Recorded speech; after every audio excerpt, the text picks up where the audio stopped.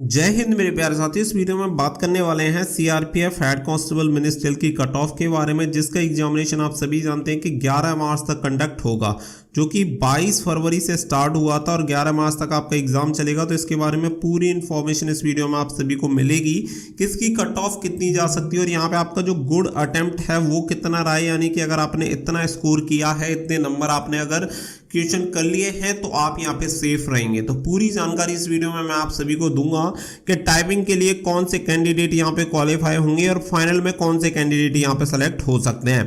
तो वीडियो को लास्ट तक ध्यान से जरूर देखें। वीडियो पसंद आए तो वीडियो को लाइक शेयर करके चैनल को सब्सक्राइब आप जरूर कर लें, क्योंकि बहुत सारे व्यूअर देखते तो हैं लेकिन चैनल को सब्सक्राइब नहीं करते। आपके लिए हमेशा हर एक information time to time provide होती रहती है, तो प्लीज आप भी थोड़ा सा सपोर्ट दिखाएं और चैनल को सब्सक्राइब जरूर कर लें।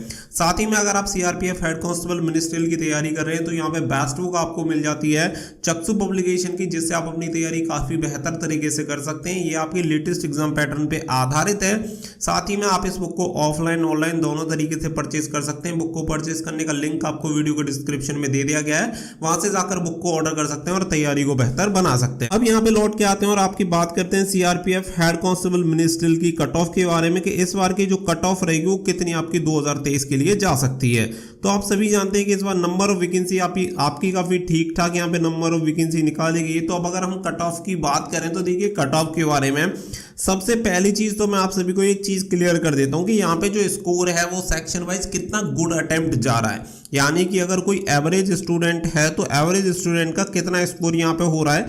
सबसे पहले अगर देखिए मैं बात करूं मैथमेटिक्स की, तो आप सभी को क्लियर होगा कि यहाँ पे अगर मैं मैथमेटिक्स में बात करूं तो यहाँ पे जो गुड अटेम्प्ट जा रहा है वो 13 से 16 स्कोर जा रहा है, यानी कि ऐसा बच्चा जिसने ठीक ठाक तैयारी कर रखी है, एवरेज तैयारी यहाँ पे की है, वो 13 से 16 क्वेश्चन तक अटेम्प्ट कर पा रहा है। मैं टॉपर की बात नहीं कर रहा हूँ कि टॉपर बच्चा कितना कर रहा है, हो सकता है कि टॉपर यहाँ पे 20 भी कर रहा हो और 22 भी कर रहा हो, लेकिन मैं एवरेज बच्चे को लेके चल रहा हूँ कि हर एक एवरेज बच्चा लगभग यहाँ पे 13 से 16 कर रहा है, जिसमें लगभग सभी कैंडिडेट यानी सभी टाइप के कैंडिडेट शामिल रहेंगे। इसके अलावा अगर मैं यहाँ पे बात करूँ आपकी रीजनिंग की, तो देखिए रीजनिंग के बारे में आप सभी को बताइए कि रीजनिंग में सभी लोग ठीक ठाक स्कोर कर रहे हैं, यानी कि अगर मैं बात करूँ लगभग 19 से 22 के बीच में यहाँ पे स्कोर कर पा रहे हैं रीजनिंग में लगभग एवरेज सभी कैंडिडेट।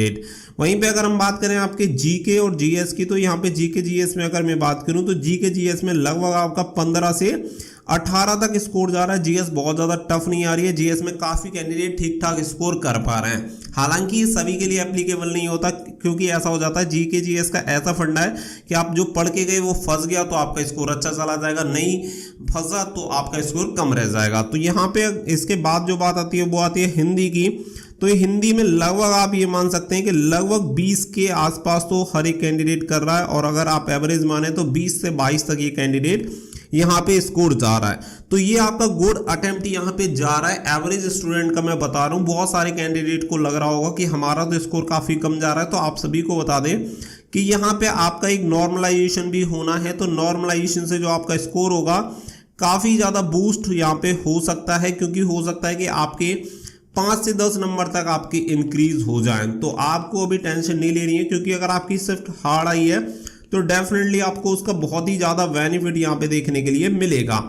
अब यहाँ पे एवरेज स्कोर की तो हमने बात कर ली, एवरेज स्कोर के साथ टोटल स्कोर देख लेते हैं कि टोटल स्कोर यहाँ पे कितना लगभग जा रहा है। अगर मैं एवरेज स्कोर की बात करूं तो लगभग आप यहाँ पे बता दें कि यहाँ पे 67 से लेके लगभग मैं मान के चलता हूँ कि 75 के बीच में आपका स्कोर जा रहा है, यानी कि जो एवरेज स्कोर है वो यही निकल के आ रहा है कि 67 से लेके 75 के बीच में एवरेज स्कोर यहाँ पे कैंडिडेट का निकल के आ रहा है।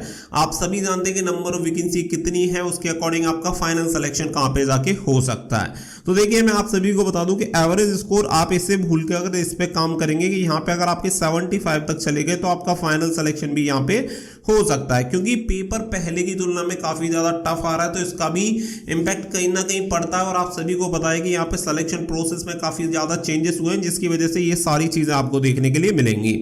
बट अगर जैसे मैंने आपको बताया 75, तो 75 में अगर आपके 65 अगर आप अभी आपके हैं तब भी आप फाइनल के लिए जा सकते हो। उसका रीजन आप सभी को मैंने बता दिया। उसका रीजन मेन रीजन है आपका नॉर्मलाइजेशन, क्योंकि अभी नॉर्मलाइजेशन होना बाकी है और नॉर्मलाइजेशन होगा तो अच्छा खासा यहाँ पे आपका स्कोर इंक्रीज हो जाएगा। तो आप इस चीज को अपने दिमाग पे ज्यादा ना लें कि कितना आपका रहेगा। साथ ही में यहाँ पे जो मैंने आपको सेक्शन वाइज बताया है वो यहाँ पे आप देख सकते हैं कि ऑन एवरेज इतना आपका रहना चाहिए। इसके अलावा ये तो हो गई कट ऑफ की बात। देखिए कट ऑफ के साथ यहाँ पे एक और चीज़ निकल के आती है, वो है आपकी टाइपिंग, कि यहाँ पे टाइपिंग के लिए कितना स्कोर होना चाहिए जिससे कि हमें बुला लिया जाए टाइपिंग के लिए, यानी रिटन एग्जामिनेशन में कितना स्कोर होना चाहिए। तो देखो मैं आप सभी को क्लियर कर देता हूँ कि अगर आप जनरल कैटेगरी से बिलोंग करते हो, यहाँ पे आपके अगर 40 मार्क्स बनते हैं, यानी कि 40% आपकी हो गई। अगर आपके इतने नंबर आ जाते हैं तो आप टाइपिंग के लिए जाओगे।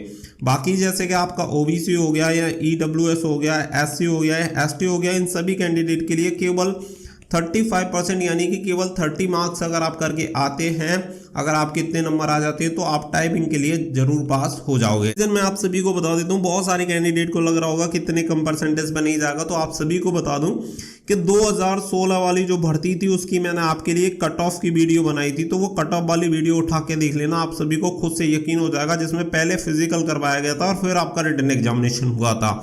यानी कि फेल होने वाले कैंडिडेट कम थे और पास होने वाले कैंडिडेट ज़्यादा थे। अब आप इससे समझ सकते हैं कि कट ऑफ आपकी ज़्यादा जाती है कम जाती है, यानी कि जो कैंडिडेट फेल हुए उनकी संख्या कम और जो पास हुए उनकी संख्या ज़्यादा थी। तो इसीलिए आप सभी को बता दें कि वहाँ पे जो कट ऑफ होती है काफ़ी कम आपकी कट ऑफ जाती है और जो आपका क्राइटेरिया है इसे ही फुलफिल करवाया जाता है। जब आप टाइपिंग के लिए जाते हैं तो आप सभी को बता दें कि बहुत सारे कैंडिडेट सोए रहेंगे जो आराम से टाइपिंग करने की सोचेंगे कि आराम से तैयारी कर लेंगे, तो वहाँ पे वही कैंडिडेट फेल होते हैं। 100 का बैच आएगा, पता चलेगा 2 या 3 ही कैंडिडेट पास हुए। तब आप समझ सकते हैं कि अगर यहाँ पे 1 लाख कैंडिडेट भी अगर वो बुला लेते हैं तो कितने कम कैंडिडेट उन्हें यहाँ पे मिल पाएंगे। मुश्किल से 200-300 कैंडिडेट यहाँ पे वो निकाल पाएंगे। तो उसके अकॉर्डिंग उन्हें यहाँ पे वो सारी चीज़ें देखनी पड़ेंगी कि यहाँ पे कितने कैंडिडेट हम बुला रहे हैं, कितने कैंडिडेट मिल पाएंगे।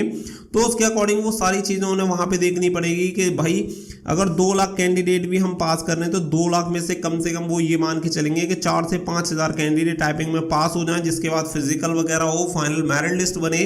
तो इस हिसाब से जो 1400 प्लस वैकेंसी यहाँ पे निकाली गई है उन सभी वैकेंसी को फिल कर दिया जाए। इसीलिए आपकी जो कट ऑफ रहेगी वो यहाँ पे मिनिमम क्राइटेरिया जो है, अगर आप उसे फुलफिल करेंगे तो आप टाइपिंग के लिए पास हो जाएंगे। अगर आपके इतने नंबर आ रहे हैं तो आपको अपने टाइपिंग की तैयारी शुरू कर देनी चाहिए।